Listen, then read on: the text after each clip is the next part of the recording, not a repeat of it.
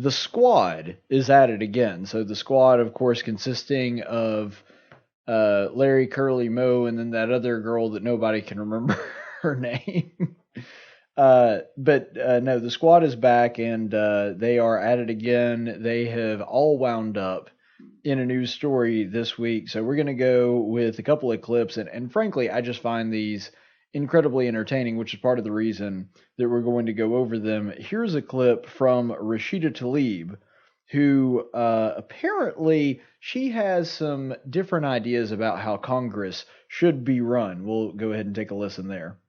I go into these classrooms and, the second and third grade classrooms to read, Grace for President. And at the end, I try to explain what my job is. And before I begin, I just ask, how many of you all have asthma? I have a hard time breathing, and a third of the class will raise their hand. And I tell them, my job is to protect your air so that you can breathe. And the kids are like, your eyes wide open. I said, sometimes it's really hard, right? And they said, yes. And I tell them that, we can probably get in there and try to clean the water and provide clean water, but we can't do that with air. And these second and third graders, sometimes I wish they could be in this room and make these decisions, because they know what's right, and they know they don't have any kind of political strategy behind it. They just know it's just the right thing to do. And I want to really emphasize that. Well, that's Rashida Tlaib. Apparently, she thinks that Congress would be in better hands if there were a bunch of second or third graders running it, which to that I would say, if we're talking about second or third graders running it as opposed to Rashida Tlaib, then, well, yeah, then I'd be in favor of it, actually. I think they'd probably do a better job than her. But there was one line in there that I really thought was hilarious, is people ask me what my job is, and I tell them, my job is to protect your air. And I just thought about that and figured I'd whip out my trusty pocket constitution. And I've got Article 1 opened up right now, the duties of Congress. Let's see, duties of Congress, uniform laws of naturalization, levy taxes. Rashida Tlaib must have a different constitution than the one I'm reading, because I don't see anything about protecting air. That is really weird. That when a bunch of kids ask a representative of Congress what her job is, it's not making law or talking about any of the things in the Constitution. Her immediate response is, I'm protecting your air. How would a member of Congress even do that anyway? The idea that Congress is the one that should be in charge of something like that is absurd for a number of reasons. First of all, that's something that the states could easily handle, and frankly would be better equipped to handle than the federal government anyway. But the idea that Rashida Tlaib should be doing random crap like that as opposed to actually doing her job, which is described in the Constitution, read it, Rashida, it ain't that long. You can go through it and actually find out what your job is. But to the overall point of, I really just wish that there were kids that were making these decisions because they just know what's right, and they seem to be more in tune with that than adults are. You hear Democrats make statements like this all the time. All the time. You've got them saying that, well, we really just need to listen to the children, and we should take the children seriously. You heard them say this in things like Parkland, where there were a bunch of kids going around saying, hey, we should be taking people's guns away from them. You had the same thing with Greta, the whole thing that was going on with the climate change, where she just very passionately and emotionally shouts at a bunch of adults, how dare they take away her childhood or some random crap like that about climate change. The same thing where they're saying that we need to lower the voting age to 16 so that they would be able to vote. The reason that they say junk like that is because the younger you are, the more likely you are to adopt Democrat ideas. The older a person gets, they get more conservative. Now, sometimes a person starts out way, way on the left, and when they get older, becoming more conservative looks like becoming a moderate. But the point is, as people age, they tend to move in that direction because life has taught them experience and wisdom, and they understand that conservatism makes a lot more sense from a pragmatic standpoint. Now, I will say this, that's not to say that everything that children have to say, or young people in general, even young adults have to say, is always necessarily wrong. Children are idealistic, passionate, emotional, but they're also really easily duped. And because they're far more emotional and haven't learned how to temper their emotions and their impulses, they tend to make rash decisions that get them in trouble. That's why our judicial system is different for juveniles as opposed to adults. We recognize that. We understand that. We understand that their brain hasn't fully developed, that their decision making is not always going to be great because that part of their personality hasn't solidified yet. And because of that, we judge them differently. But here's the thing. If you're going to be somebody that says to me, well, a 16-year-old ought to be able to vote. Well, in my mind, what that means is if you want to go down that route, then you also have to allow 16-year-olds to be able to enlist in the army, fight for this country, and you also have to judge a 16-year-old as though he is an adult in every situation.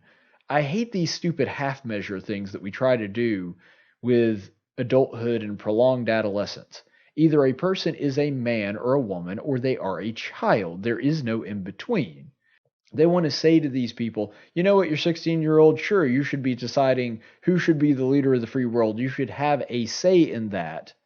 But also, you're not mature enough to be off of your parents' insurance until you're 27 years old. That's insane. But the truth is, in many ways, Rashida Tlaib's wish has already come true. Because we do have an awful lot of people that do act like children in the House of Representatives. And there is perhaps no better or more fitting example than her bosom buddy, Alexandria Ocasio-Cortez, and we're going to see why here in just a second. Mr. Chairman, may I make a comment? Yes. I would like to do my job, and I try not to get out of my job at every opportunity. So given the fact that we have convened former governor of California and Senator Whitehouse here, we're here to talk about the very pressing issue of cutting our carbon emissions and saving our planet. And we have an entire political party that is trying to get out of their job, adjourn this hearing. And I just want to know what the reason for such a disrespect of our process would potentially be. Do we have a reason for why this hearing is trying to be adjourned? Or, do we have just like a cocktail party? Yes, I have one. I have a really easy one. The oil industry is the second largest industry in my state. My constituents expect me to be here. We are running an impeachment hearing down in the basement of the Capitol is this right about now. The oil industry, no, it's about the economy of the state of North Dakota and my constituents. And North Dakota. This isn't I want to participate in this hearing, but I feel the need to be in the SCIF because we're only one of 3 committees that's allowed to be in the room. I can do a lot of things. I can't be 2 places at once. I'm completely comfortable having this hearing. I just prefer to have it at a time when I could participate in it. This was a conversation that was brought up, and this could not have been brought up before we convened the senator and the governor. We're doing this when they're here. We've expressed this last week about having 2 things going on at the same time. It's not like we haven't talked about this, but you guys continue to do hearings at the same time there are depositions going on. As the gentleman from North Dakota said, we can't be 2 places at once. You talk about wanting to do your job. Yeah. There's no way to do that when you have to be 2 places at once. And just to be clear, there was exactly 1 Democrat in the room when this started. And now that's a takedown. I love the thing that he told off on. By the way, when this hearing started, there was 1 Democrat in the room. So AOC just absolutely puts her foot in her mouth, this time over a procedural thing. And there's a couple things that I want to take away from it. You'd think after AOC, I mean, she's humiliated herself so many times during these committee meetings or on the floor of the House, you would think at some point she would learn some restraint and to just be a little bit more cautious in her language or what she accuses people of. But no, she has two switches, off and turbo, and that's all she can do. She is either vicious and attacks people and attacks them personally and their motives, or she's doing nothing. That's the only two options that she has. And here she is in this committee accusing the Republicans and her colleagues there on the floor, saying that, well, they're just trying to get out of doing their job. I don't know if she's suggesting that because either they're lazy or they're just uncomfortable having the conversation. But the Republican representatives there are having none of that because they're saying, okay, for one, there was only one Democrat in the room when this started. So if you want to point fingers at people not wanting to do their job, maybe you should point at the Democrats who weren't here on time and didn't get it started here on time. And she's just asking, well, like, could I, like, get a reason for why we're, like, trying to adjourn here and why the Republicans want to adjourn? Well, yeah, we're supposed to be in the basement right now having a completely different hearing. We can't be in two places at once. And then he starts talking about how important that is, emphasizing that, no, I actually do want to have this conversation. I actually do want to be here because the oil industry is incredibly important to my state of North Dakota. That I have a vested interest in doing this. I just have to be somewhere else. And then she pivots to, well, like, is this like about the oil industries and stuff? No, I want to be here. I'm using that as emphasis for why I think it's important for me to do so, but I can't be in two places at one time. And then I think she starts just kind of realizing that that was a reasonable thing to request, and then she tries to pivot yet again to, we couldn't have, like, brought this, like, up before? We did. We brought it up last week that we were going to have a schedule conflict. So AOC, if you ever want to know why, and you've heard me say this 1,000 times when I'm talking about debating or having a discussion with someone with whom you disagree, this is why you don't assume motive. Because sometimes you may assume motive, and it may make perfect sense in your own mind. And I'm sure in AOC's mind it made perfect sense that these are a bunch of evil, heartless Republicans that hate the planet and want to destroy it. But because of that, they really don't want to have this conversation and they're trying to get out of doing their job. You see, she assumed that the people that she was talking about, that their intentions were evil and lazy. And that's the reason that making these attacks made perfect sense within her own mind, twisted as it may be. That's why you don't assume motive. Because there's always the chance that someone has a perfectly rational motive that you haven't thought of yet. And then when they explain it, you look like the moron, or you look like the person that's actually heartless. That happens a lot. And truly, that is the definition of prejudice. She judged them before she knew what their motives were. And that brings me finally to Ilhan Omar, who voted present on a bill condemning the Armenian genocide. Now, this is not something that's surprising to anybody that's been paying attention to Ilhan Omar for any amount of time. She always sides with the Muslims, regardless of how indefensible their stance is on every single issue, be it modern or historical. And this is a person that actively despises Jews and isn't real fond of Christians either. So the fact that she sided with the Muslim nation, the Ottoman Empire, modern-day Turkey, sided with them instead of the Christians that were being persecuted and slaughtered in the Armenian genocide, that's really not something that should come as a surprise to anyone. But Omar is always more than happy to repeat whatever Muslim propaganda comes her way, and when it comes to Turkey, she's no different, because the Turks basically assure everybody that no, this was a fabrication. They're basically Holocaust deniers, but it's a whole country of them. And they say that this never happened. It did. There's record after record after record of it. They say it didn't because it makes them look bad. And because that is a piece of Muslim propaganda, Ilhan Omar is all too willing to parrot it. So she voted present in this resolution to condemn the Armenian genocide, and this was her rationale. We'll go ahead and go here. This is the official statement from Ilhan Omar's people. I believe accountability for human rights violations, especially ethnic cleansing and genocide, is paramount. But accountability and recognition of genocide should not be used as a cudgel in a political fight. It should be done based on academic consensus outside the push and pull of geopolitics.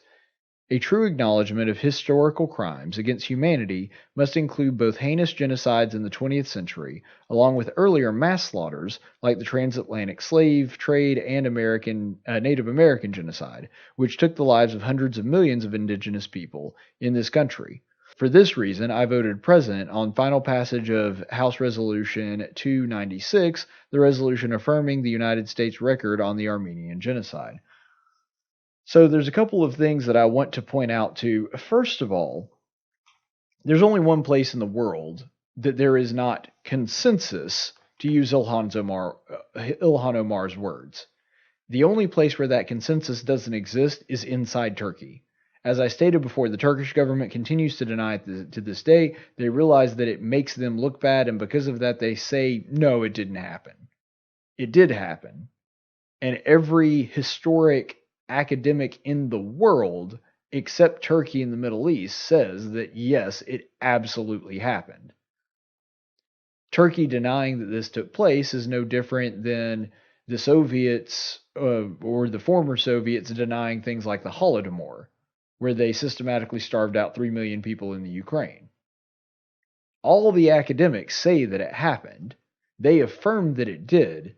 It's just the Soviet-style governments that go in and take out records, just like the Turks did when the Armenian genocide took place and it started coming to light. They started hiding everything, burning records, that kind of thing. And another thing that I would like to point out, where she's talking about we have to acknowledge all of the other horrible things that happened in the 20th century, the other genocides. By the way, even the word genocide comes from the Armenian genocide. That was the first genocide. It's literally where the word comes from. And Ilhan Omar is kind of subtly suggesting that it didn't happen and refusing to denounce it. This is as much of a red herring fallacy as you will ever find, where she's trying to justify something completely unconnected to the events that she starts talking about, because when she says, well, you have to condemn all of the other bad things that happened in the 20th century. Well, first of all, you don't have to condemn every single bad thing to condemn one bad thing. Like, for example, if somebody steals something from a gas station, I don't have to say, you know what, that was a really dumb thing for him to steal that gas station. Also, the Holocaust was wrong. Like, you don't have to include every single bad thing that ever happened to condemn one specific bad thing. That's not how that works. You can condemn one bad thing in a vacuum without suggesting that you're not condemning the other things. That doesn't make any sense. And are we really to believe that Ilhan Omar would have voted in favor of this if it had included everything else? I doubt it. Because that's not really where the motivation seems to be coming from. But even if that were the case, even if it were the case that you did have to condemn all things at the same time whenever you condemn one specific instance of evil or genocide, even if that were true, Americans have denounced what's been done to the Native Americans. They have denounced the transatlantic slave trade many, many times over. We had a freaking civil war to undo the horrors that were perpetrated against people that became slaves. I mean, we literally had a revolution where we were bathed in blood and sacrifice to undo that wrong. We paid a heavy price for that, and should have. But it is impossible to find anybody in the mainstream now, and I believe this is a good thing, that doesn't condemn the transatlantic slave trade or the horrors that were perpetrated against the Native Americans, for example, what happened at Wounded Knee, that kind of thing. The Trail of Tears. I mean, I could go on and on here. You'd be hard-pressed to find anybody that doesn't believe that those things were wrong in mainstream America today, regardless of what state you were in, doesn't matter. And here's the other part of that. Do you notice that when she was talking about the horrors committed in the 20th century, it seems that she can only remember the ones that were perpetrated by America? Now, those were horrors, don't get me wrong. I'm not trying to make excuses for them. But I find it fascinating that Ilhan Omar can only remember the past sins of Americans. She doesn't mention, the Holodomor, the Holocaust, what happened under Pol Pot, Cuba, Venezuela. She can't remember any of those things. The only things that seem to come up into her memory are bad things that America did. Because at her core, Ilhan Omar despises this country. She hates it. And that comes through in everything that she does. I'll be the first one to admit that America's got problems. We've got flaws for sure. But as a country, we have been the greatest force for good in the 20th century and the 19th century. I think there's no denying that. The 20 million people that were killed by socialism under the former Soviet Union, the 11 million people that were slaughtered by the Holocaust, yeah, you could go on and on and on. Why doesn't she want to mention those? Because one, they weren't perpetrated by Americans, and two, they make her side look bad. Because the vast majority of mass genocide that was committed under those circumstances were done by socialists. And these stories put together, I think, are a perfect summary of who the Squad is. It's a perfect little microcosm, a lesson for somebody who didn't know who the Squad was or what they were about. It's a perfect little lesson for who they are. Because with Rashida Tlaib saying that second graders should be running our country, Rashida Tlaib's just ridiculous. I mean, she's a crazy person. AOC is just clueless, has no idea what the heck's going on, which is true for her about 70% of the time. And I think that that's being a little generous and lowballing it. And then you have Ilhan Omar, who is a jihad apologist. I mean, that's pretty much what the three of them have always been. And then there's the other chick that nobody can remember who is not present in this, and therefore that's a pretty good summary of who she is too.